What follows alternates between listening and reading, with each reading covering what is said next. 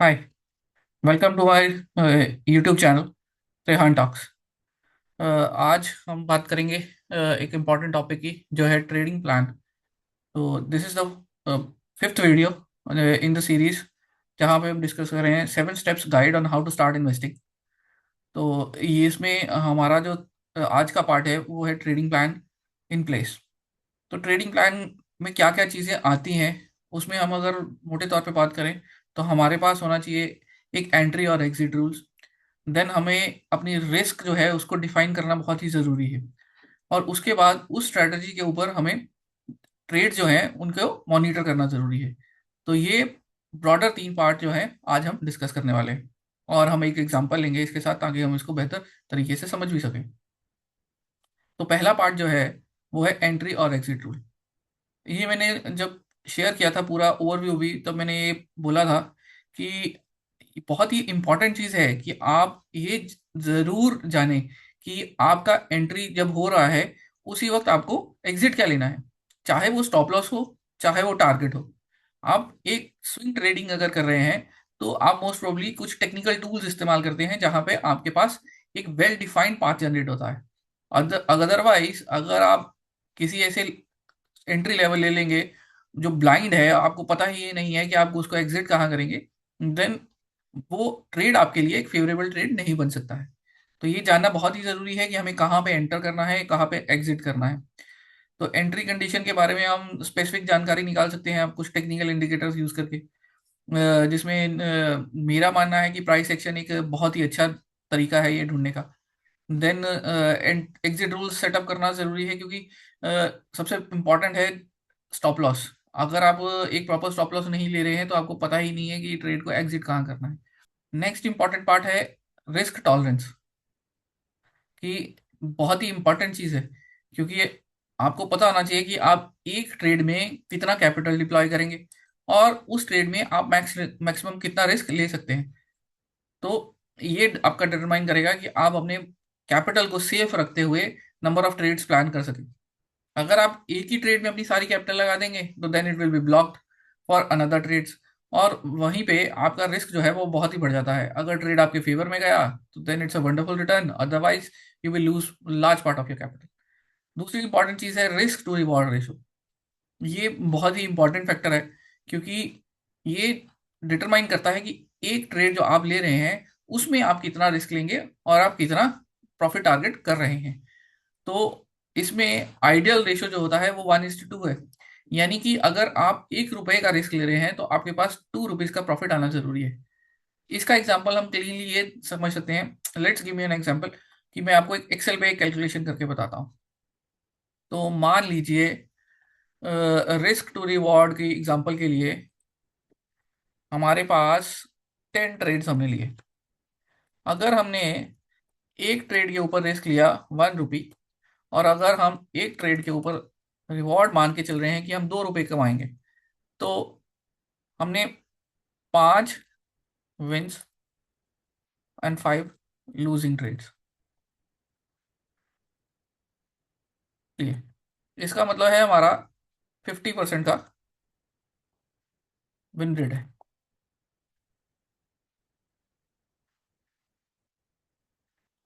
अब हर 5 ट्रेड जो हमने सही कमाए, उसमें अगर हमने 2 रुपीज कमाए तो इसका मतलब है हमने 10 रुपीज की टोटल अर्निंग करी। तो 5 ट्रेड्स अगर हमने लॉस में गवाए तो इसका मतलब है हमने 1 रुपया लूज कर दिया। तो बेसिकली अब हम 50% विन रेट पे अगर ऊपर देखें तो सिचुएशन ये बनती है कि हम ओवरऑल 5 रुपीज में प्रॉफिट में हैं। ये बिकॉज ऑफ हमारा 1:2 का रिस्क रिवॉर्ड है। पर अगर हम ये कहें हमारा रिस्क टू रिवॉर्ड 1:1 हो जाएगा, तो इसका मतलब है अगर आप 50% विन रेट पे काम कर रहे हैं तो आपका प्रॉफिट जो है जीरो हो जाएगा। 1:1 वाले को बेसिकली 70% विन रेट पे काम करना पड़ेगा अगर उसको प्रॉफिट कमाना है। तो इसका मतलब 7 ट्रेड जो है वो प्रॉफिट में आ रहे हैं, और सिर्फ 3 ट्रेड जो है वो नुकसान में है, तब जाके आप टोटल पैसा प्रॉफिटेबल है। और इस चीज के लिए अगर आप इसको ऐसे ट्रेड प्लान आउट कर लेंगे जिसपे आपको 2 रुपए खो रहे हैं और 1 रुपया कमा रहे हैं, देन तो ओवरऑल प्रॉफिटेबल होने के चांसेस ही नहीं है, वो तो लूजिंग सिनेरियो और ट्रेड होता है। इसलिए रिस्क टू रिवॉर्ड डिफाइन करना बहुत ही जरूरी है। बहुत सारे लोग ऐसे रिस्की ट्रेड्स लेते हैं, बेसिकली ऑप्शन ट्रेडिंग में जब ट्रेड्स होते हैं तो वहां पे विन रेट आपका जो है 40% भी से भी कभी कभार कम है। कोई ऐसी स्ट्रेटजीज भी हैं। तो लेट्स सी, अगर आपके पास विन रेट 1:5 का होगा, यानी कि आपने एक ट्रेड में 1 रुपया गवाया और आपने बाकी के 4 ट्रेड में 5 रुपए कमाए, तब जाके आप प्रॉफिटेबल सिनेरियो में बनते हैं। तो रिस्क एंड रिवॉर्ड आपको डिटरमाइन करना बहुत ही जरूरी है, और इसी तरीके से आप अपने वेरियस ट्रेड्स को प्लान आउट करते हैं। अगर आप इस लॉजिक को फॉलो नहीं करेंगे तो आपकी ओवरऑल ट्रेडिंग जर्नी जो है वो सक्सेसफुल नहीं हो पाएगी। तो रिस्क एंड रिवॉर्ड का ये कॉन्सेप्ट मैंने आपको समझा दिया। नाउ कैसे इंप्लीमेंट होता है उसको भी मैंने समझा दिया। अब हम देखेंगे कि रिस्क रिवॉर्ड से अगर हमने ये डिटरमाइन कर लिया कि हमें कितना प्रॉफिट और एग्जिट लगना है, तो हमें एक ट्रेड पे कितना लॉस ले सकते हैं, हम ये कैसे प्लान आउट करेंगे। तो मैं आपको एक एग्जांपल देता हूँ जिसमें हम कहते हैं कि हमारे पास 1% का कैपिटल है, मान लीजिए। देन अगर हम 2% का ही स्टॉप लॉस, सॉरी, लॉस ले सकते हैं किसी एक ट्रेड में, तो इसका मतलब है मैक्सिमम लॉस कैपेसिटी जो है हमारी एक ट्रेड की वो है 2000 रुपीज। तो इस केस में हम क्या करते हैं, एग्जांपल लेते हैं एक ट्रेड वन। मैं आपके सामने एग्जांपल लेके आया हूँ। एक स्टॉक है एंटनी वेस्ट हैंडलिंग सिस्टम्स। ये स्टॉक एक बॉक्स ट्रेडिंग के लिए काम कर रहा था, यानी कि एक रेंज बाउंड स्टॉक था, जहां पे ये एंट्री प्राइस 430 का पहले सपोर्ट बना था। वैसे ही जब वापस स्टॉक यहाँ पे आता है तो वो वापस एक सपोर्ट लेके एक रिवर्सल प्लान आउट होता है। तो इस केस में क्या है कि आप इस लेवल पे एंट्री नहीं करेंगे, क्योंकि आपको नहीं पता कि वाकई में स्टॉक रिवर्स लेगा कि नहीं लेगा जब वो डाउनवर्ड मूवमेंट में जा रहा है। हम स्टॉक में एंट्री तब लेते हैं जब हमें दिखे कि मोमेंटम पॉजिटिवली बिल्ड हो रहा है और एक्चुअली वो सपोर्ट ले चुका है। तो आप 5 जून को ट्रेड नहीं लेते, 6 जून के आपके पास एक पॉजिटिव कैंडल जनरेट होती है जो नेगेटिव मोमेंटम को कवर करने की कोशिश करती है, और नेक्स्ट डे तो जो है एक स्मॉल ट्रेडिंग जोन बनता है। एट दिस टाइम अभी आपका पूरा का पूरा कन्वर्जन नहीं हुआ है। जैसे ही हम इस बड़ी कैंडल जो इसको नीचे पुश कर रही थी प्राइस को, उसके ऊपर क्लोज करते हैं, यानी कि 13 जून को जब हम 460 लेवल्स के ऊपर क्लोज करते हैं, और हमारा आरएसआई जो है इसमें क्लियरली हमें सपोर्ट कर रहा है कि वो 40 लेवल से ऊपर आ गया है नीचे जाने के बाद। तो यानी कि मोमेंटम जो है अब चेंज होने की कोशिश में है, और ये प्राइस एक्शन जो है जो यहाँ से शो कर रहा था नीचे जा रहा है, नीचे जा रहा है, नीचे जा रहा है, बट यहाँ पे प्राइस एक्शन जो है वो चेंज हो जाता है क्योंकि पिछले स्विंग हाई को वो ब्रेकआउट कर रहा है। तो 460 is an entry level for this stock trade. Now क्योंकि यहाँ पे हमें अब ये डिफाइन करना है कि हम कितने एंटर कर रहे थे कितने लेवल पे, जो हमारा पहला रूल था कि एंट्री क्या है और एग्जिट क्या है। तो पहली जानकारी जिससे हमें प्राइस एक्शन से ये मिल गई कि हमें यहाँ एंट्री करनी है। नाउ आपको एग्जिट करने हैं तो आपको ये जानना है कि आपको टारगेट क्या होगा और आपका स्टॉप लॉस क्या होगा। तो इस ट्रेड में सिंपल सा स्टॉप लॉस जो है वो है हमारे पास इस स्विंग ट्रेडिंग का लो। अगर ये वापस रिवर्सल होकर इस स्विंग ट्रेडिंग के लो के नीचे जाता है तो आपका ट्रेड जो है स्टॉप लॉस हिट करेगा। अगर ये अपने प्रीवियस हाई को जनरेट अचीव करता है, तब आपके पास एक प्रॉफिट बुकिंग की अपॉर्चुनिटी बन जाएगी। तो ये आपके पास पहला जो पार्ट है हम बात कर रहे हैं एंट्री और एग्जिट, ये डिफाइन हो गया कि एंट्री 460 लेवल पे होगी और स्टॉप लॉस और इतना होगा।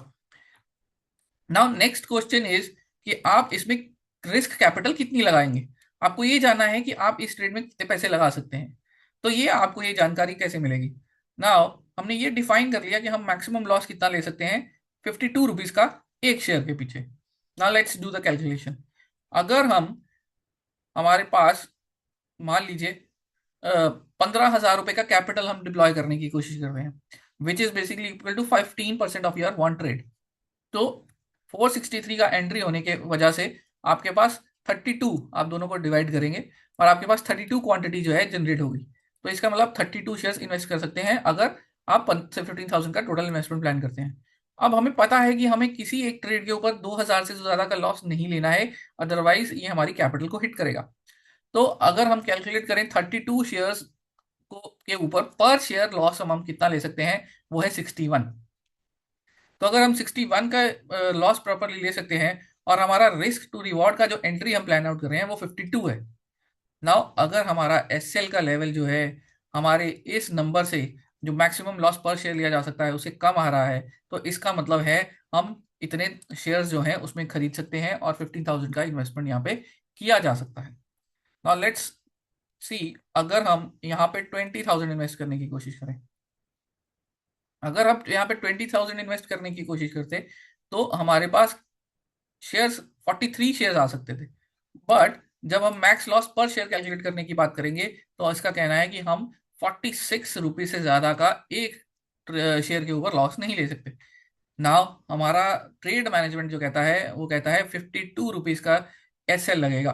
तो यानी कि क्योंकि ये जो मैक्स इस लॉस ट्रेड में हमें लॉस जो है वो हमारे मैक्सिमम लॉस पर शेयर से ज्यादा हो रहा है, इसका मतलब है हम इस ट्रेड में 20,000 रुपीज नहीं डाल सकते हैं।